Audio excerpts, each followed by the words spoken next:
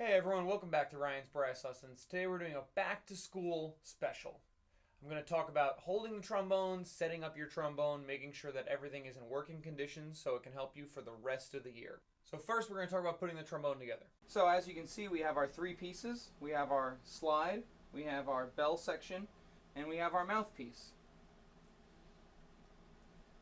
I would pick up the slide section here, stand it up, put the mouthpiece in here, right? So one section is taller than the other. The shorter section is where you put the mouthpiece. Then you take your bell section, so I'm still holding on to the slide section. Take the bell section, put it on the taller half, and screw this together. Righty-tighty, lefty-loosey. Cool? And that's it. Trombone's pretty easy to put together, just three pieces. Now that we have your horn together, let's talk about holding it. So, it's a very strange thing to hold. It's not really positive where you should be grabbing it, if it's up here or whatever it is.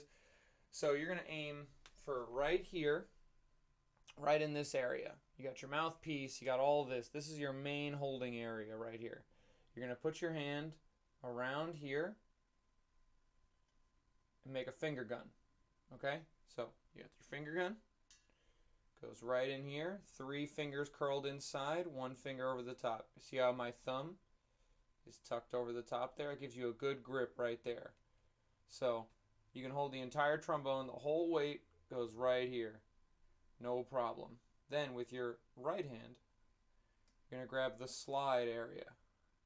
So you're going to use like kind of a crabby pinching motion, just three fingers, and pinch the slide, grabbing it right there. Then you can hold it. You can hold the whole weight of the horn. Now, my slide's locked, so let me unlock it. That way you have a good grip on the horn. You can move the slide however you want, and no excess pressure. Now that you're holding the trombone correctly, we're going to be bringing it up to your lips. So, you're going to have your face as straight as possible, not pushing your neck forward, not down, anything like that. Looking straight ahead, very relaxed. You're going to bring the horn straight to your lips. We're also going to talk about pulling out your tuning slide. Now, one thing that happens to most of my students in the first year is that they don't pull out their tuning slide appropriately. It stays closed, or it's pulled all the way out, or something is off, and that will affect your intonation. Maybe it'll sound like if you and your friend are playing the same note, that you aren't playing the same note just because of your tuning slide. So, you want to pull your tuning slide out about an inch or two, because your horn is not made to be in tune if the tuning slide is closed. It's too short, and then it plays really sharp. So you want to pull it out about an inch or two. Your band teacher will help you find that perfect spot. So why do we move your tuning slide? Your tuning slide adjusts the standard length of tubing in your horn. So in first position, everything's closed. It's the shortest your instrument's going to get. So that is where you check to see if your instrument is in tune. You'd play your high B, your middle B flat to a tuning note, to a tuner itself, and make sure that you play in tune, which we'll talk about in another video. But always start with pulling your tuning slide out a little bit. Make sure it's not closed. It can get stuck like that, or you'll be just playing out of tune. Now, the other thing we want to talk about is your slide. You want to make sure that your slide can move at all times. If you're using your muscles trying to really move your slide out, that is a bad sign. You want to make sure that your slide is able to move quickly and easily. Now, most people are given with your instrument a clear bottle of slide oil. Sometimes it even says valve oil / slide oil. You can't be the best at two things. So I would take that bottle and throw it right out. Don't use that at all. That is not helpful for your instrument.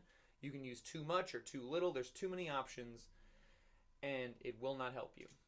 So you take that bottle and you throw it right out. I would suggest, there's a lot of different options, right? There's a ton of different options of slide oil and slide lubricant and different things like that. I would suggest the Yamaha slide lubricant, right? So this is a one bottle system that is super easy to use, and keeps your slide nice and lubricated without doing anything damaging to the instrument. So we're going to talk about how to put on your slide oil. First off, you're going to want to very carefully take off the outer slide, that's the part you move, and reveal this inner silver slide. So you'll put your outer slide down, making sure that you're not going to step on it or break it or anything like that. You're going to take I just have 2 tissues here, nothing special, nothing that you have to buy, obviously just 2 regular tissues. You're going to grab the inner slide and just wipe it down, nice and easy. Not squeezing too hard, not trying to bend your slide, because this inner slide is very soft metal. It can be easily bent, and then you'll have a hard time playing your instrument no matter how much slide oil you put on there. So you clean off both inner slide tubes, and just nice and easy like that. Piece of cake. Now you're going to take your Yamaha slide lubricant, unscrew the top. It says shake well, so that's why you see me shaking it every time I pick it up. All you're going to do is lightly squeeze the bottle. Bottle can be squeezed just a little bit. You can see it there. And you're going to just put a little bit on the slide. So I'm just a little bit, couple inches down. I probably would go from all the way to the bell section. Just a little bit there. Maybe a touch on the stocking here. Now the stocking is this little area right here. You see how it has a little lip right here? That's where it's the toughest for your outer slide. You feel a little bump there. They put it there so that way you don't slide off the edge of the horn. So you have the Yamaha slide oil on here. You put your outer slide back on nice and easy. See how slowly I'm doing it? Being real gentle. And then you just move it around. Move it from 1st to 6th or 7th. Move it around, making sure everything's moving. Now, you can stop there, but I would suggest getting a little spray bottle and spraying down your slide, which will make it move even better. And then you don't have to use as much slide lubricant in order for it to move as best it can for as long as it can. If you feel after a couple of days that it gets a little tough, you take that spray bottle and you spray it down one more time. Let's say you don't have a spray bottle, you turn on the faucet, you wet your hands a little bit, and I just flick.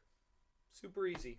Make sure that some water droplets that are moving over the top of the slide, and that's it. So now your slides, you got your good grip, you got your finger gun, got your good grip here, you got your 3-finger grip here on the slide, and you're ready to get playing.